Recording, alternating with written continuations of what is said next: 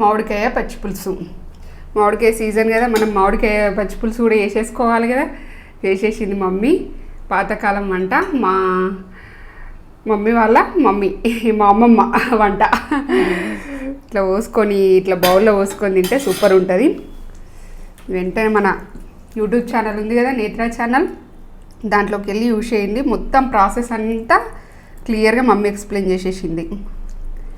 ఇదిగో ఇట్లా తింటే ఇంకా అంచుకు గట్టి పప్పు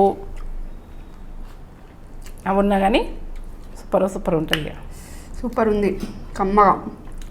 మధ్య మధ్యలో ఆనియన్ వచ్చి మమ్మీ ఇందులో మెంతులు, జీలకర్ర, ధనియాల పౌడర్ వేసింది.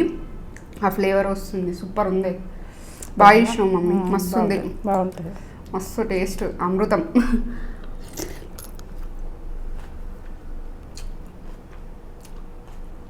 సూపర్ మామిడికాయ పచ్చిపులుసు.